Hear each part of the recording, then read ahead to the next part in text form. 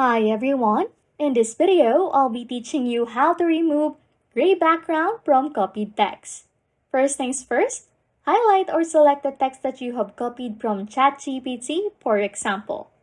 Then, look for the Format menu or tab in your text editor or word processor.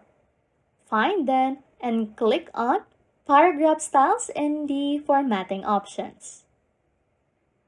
Also, look for the option related to borders and shading or similar, then click on it. Next thing you want to do is to find the setting labeled background color. Select then the option None or choose a transparent white color if available. After selecting None or a transparent color, just click on Apply or OK to remove the gray background from the selected text. However, there are cases wherein the text suddenly disappears with the gray background. If this happens to you, just make sure that your text color is set to black. And as simple as it is, hopefully you'll be able to solve this problem.